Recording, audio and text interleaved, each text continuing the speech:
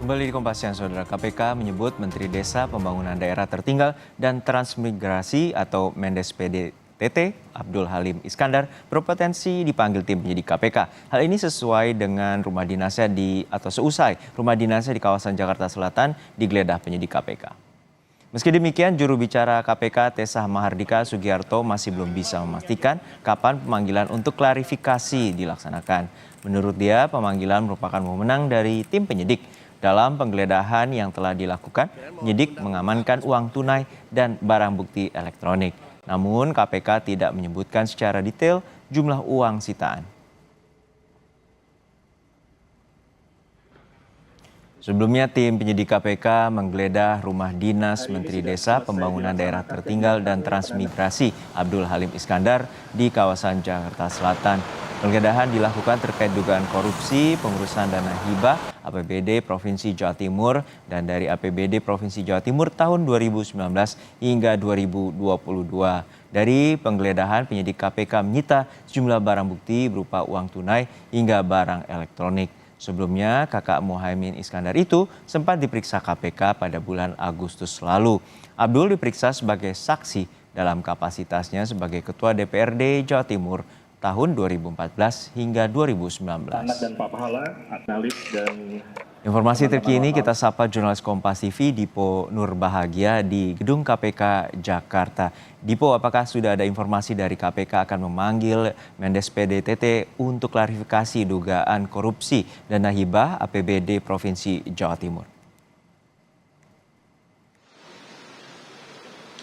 Itu juga yang tadi kami coba tanyakan kepada juru bicara KPK, Tessa Mahardika.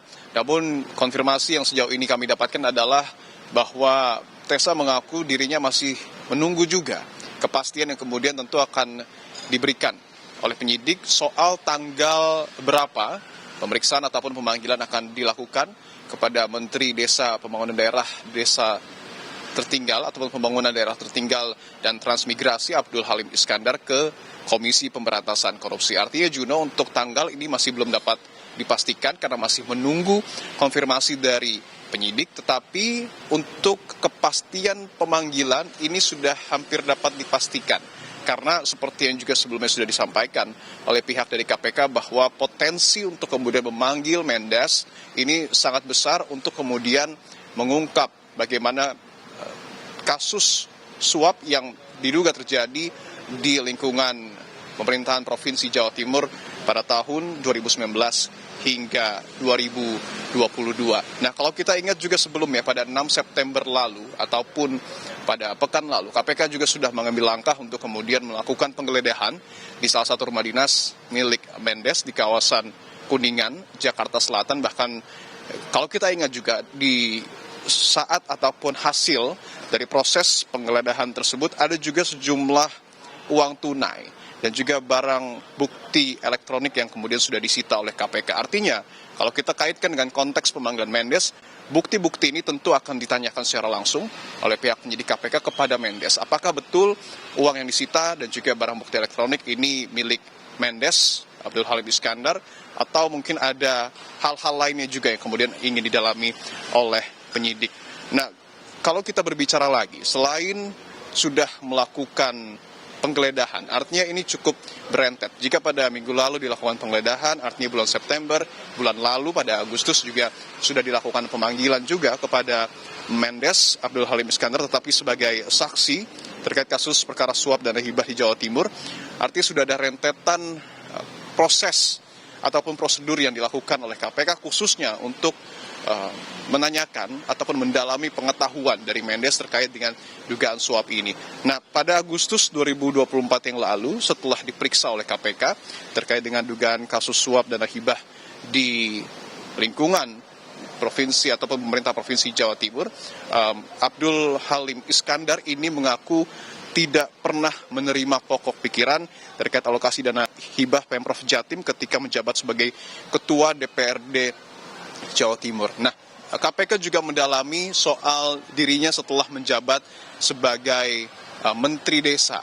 Karena kalau kita ingat track record ataupun jejak karir politik dari Abdul Halim Iskandar, nampaknya Abdul Halim Iskandar ini memiliki relasi yang kuat ataupun memiliki hubungan politik yang kuat karena dia sudah berkarir politik cukup lama di kawasan Jawa Timur.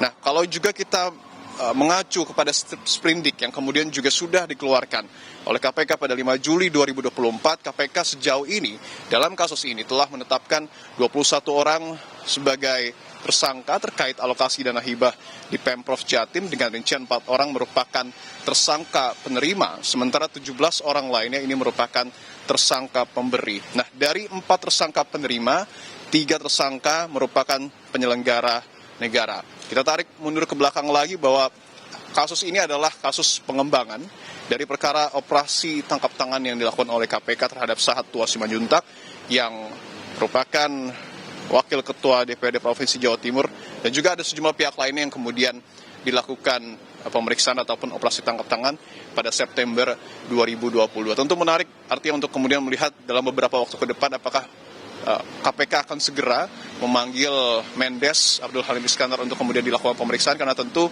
untuk melengkapi sejumlah rentetan prosedur yang sudah dilakukan oleh KPK, seperti misalnya yang tadi kami sebutkan pemeriksaan Abdul Halim sebagai saksi, kemudian juga penggeledahan rumah dinas Abdul Halim dan juga menyita sejumlah uang tunai dan barang bukti elektronik dari rumahnya, tentu harus ada keterangan lanjutan yang harus diberikan oleh Abdul Halim Iskandar untuk tentunya memberikan titik terang terkait dengan kasus hukum yang saat ini sedang didalami oleh KPK. Juno. Sangka dan juga sebelumnya Abdul Halim pernah diperiksa sebagai saksi pada bulan Agustus lalu, namun pasca penggeledahan ini KPK juga akan segera meminta klarifikasi terhadap Abdul Halim Iskandar. Terima kasih jurnalis Kompas TV Dipo Nurbahagia dari Gedung KPK Jakarta.